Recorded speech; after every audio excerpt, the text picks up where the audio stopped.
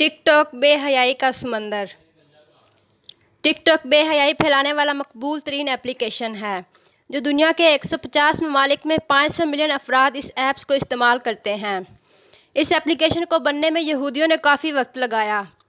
China ने इसको 2016 के सितंबर महीने में लॉन्च किया।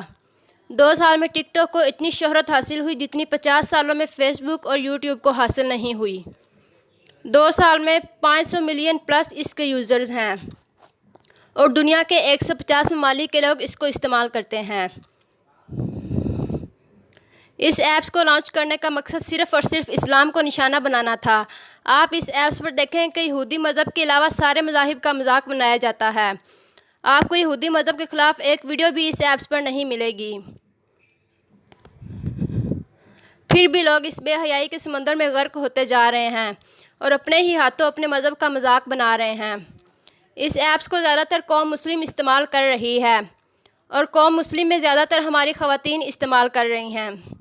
मुस्लिम ख़वातीन मेकअप लगाकर ऐसे बरहना कपड़े पहनकर सामने आती हैं कि अल्लाह की पनाह, साथ में दीन और मज़हब का मजाक बनाती हैं।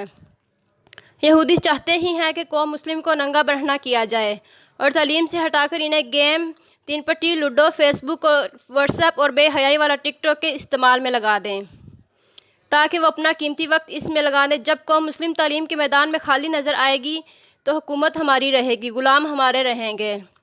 इन सारे फितनों को देखकर गैब दा नबी, रहमत वाले नबी, उम्मत की बख्शिश के लिए रो रो कर रब को मनाने वाले नबी ने इरशाद फरमाया था, मैं तुम्हारे घरों में फितनों की जगह इस तरह देखता हूँ जैसे बारिश गिरने की जगह को। 1400 साल पहले हमारे नबी पाक ने क़यामत तक होने वाले सारे फितनों की पेशीन गोइयाँ फरमाई। दूसरी जगह इरशाद फरमाते हैं, अमाले सालिया में जल्दी करो कबल इसके कि वो फितने ज़ाहिर हो जाएं जो तारीक रात के टुकड़ों की मानिंद होंगे, और इन फितनों का असर होगा कि आदमी सुबह को ईमान की हालत में उठेगा और शाम को काफिर बन जाएगा, और शाम को मोमिन होगा तो सुबह को कुफ्र की हालत में उठेगा। नेज़ अपने दीन और मज़हब को दुनिया की थोड़ी सी मता के इवज़ बेच डालेगा।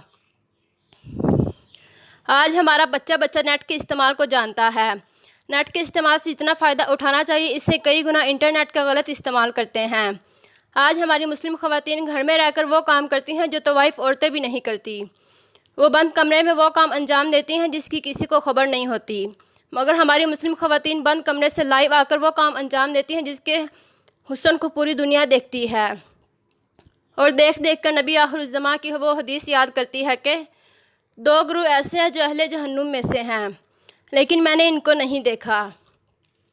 एक तो वो लोग होंगे जिनके पास गाय की दुमों जैसे कोड़े होंगे जिनके साथ ये लोगों को मारेंगे, और दूसरी वो औरतें होंगी जो कपड़े पहनकर भी नंगी होंगी, यानी या तो बारीक लिबास पहना होगा जिसकी वजह से जिस्म नज़र आ रहा होगा, या फिर ऐसा लिबास पहना होगा जिसने उनके जिस्म का कुछ हिस्सा ढांपा होगा।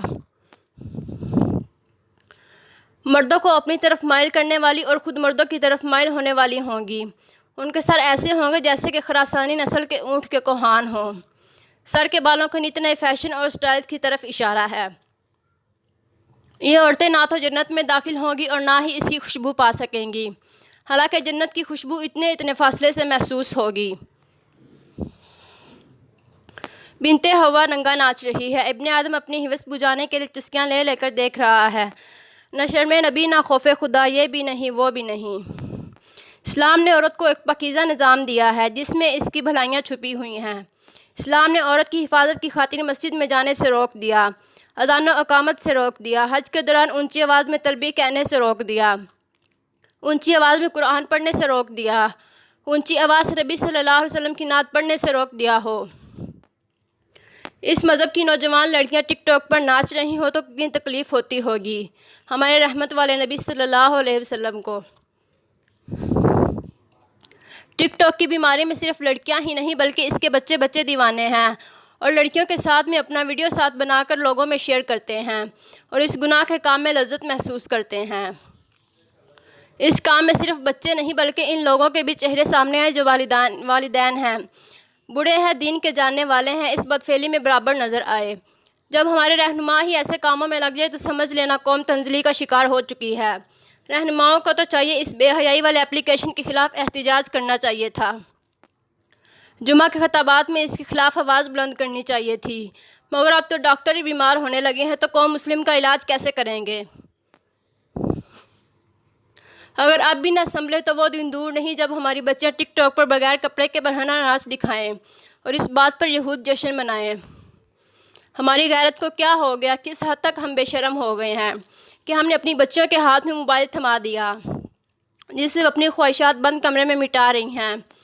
ابھی بچے بالغ نہیں ہوتے مگر وہ سیکس کرتے ہوئے نظر آتے ہیں، مشت زنی کر کے بالغ ہوتے ہیں، غلام بازی کرتے ہیں، کتوں بکریوں اور جانوروں کے ساتھ اپنی پیاسے بجھاتے ہوئے نظر آتے ہیں۔ آپ روزانہ اخبارات کا جائزہ لیں تو پتہ چلے گا کہ ہمارے معاشرے میں ہو کیا رہا ہے اور کیوں ہو رہا ہے۔ خدایا اپنے بچوں پر رحم کریں اور جہنم کی آگ سے بچائیں، اپنے بچوں پر گہری نظر رکھیں۔